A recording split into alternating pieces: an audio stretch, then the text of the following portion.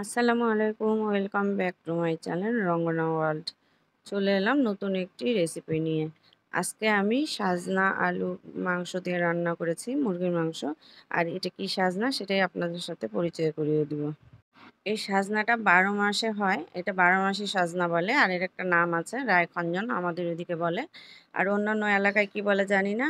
বন্ধুরা, তোমরা যারা জানো কমেন্টস করে জানাবে। একটি কড়াই বসিয়ে দিয়েছি রান্না করার জন্য। পরিমাণ মতো তেল দিয়ে দিলাম, পেঁয়াজ কাটা দিয়ে দিলাম,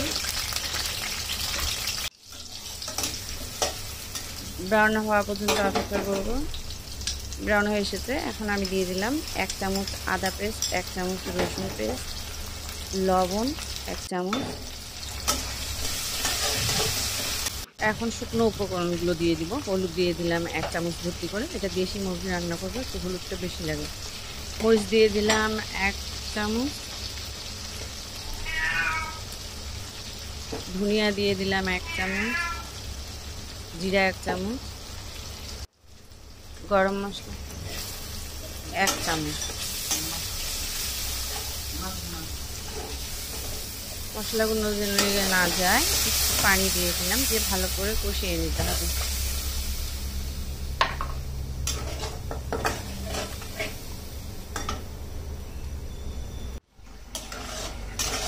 মশলাটা কষানো হয়ে গেছে, এই দেশি মুরগিটা আমি দিয়ে দিলাম।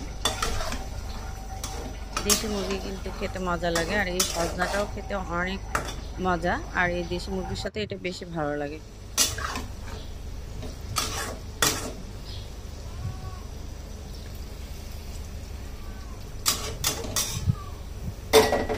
অল্প একটু পানি দিয়ে ঢাকনা দিয়ে দিব, শুকানো পর্যন্ত অপেক্ষা করব। এটা শুকিয়ে গেছে, আর মাংসটা ভালো করে কষিয়ে নিতে হচ্ছে, কারণ এটা দেশি মুরগি। ভালো করে কষিয়ে নিয়েছি, এখন সজনা আলুগুলো দিয়ে দিচ্ছি। আর এখানে আলু দিয়েছি আমি, দেশি আলুটা।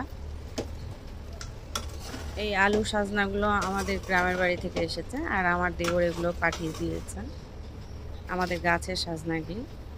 এই পর্যায়ে দিয়ে দিলাম লবণ।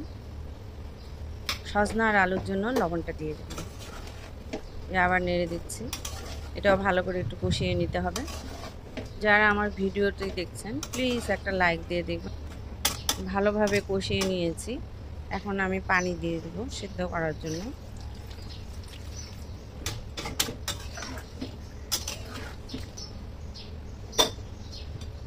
দেড় কাপের মতো পানি দিয়ে দিয়েছি, ঝোল থাকবে, মাখা মাখা ঝোল।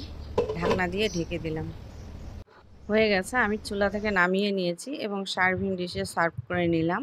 দেখতেই পাচ্ছেন কি সুন্দর হয়েছে। আর এই সজনাটা তো খেতে এমনিতেই টেস্টি, তার উপরে এই আলু দিয়ে আর দেশি মুরগি দিয়ে রান্না করেছি, অনেক মজা হয়েছিল। এই তো আজকে এখানেই শেষ করলাম। সবাই ভালো থাকবেন, আমার জন্য দোয়া করবেন। সবার জন্য দোয়া রইল। আল্লাহ হাফেজ।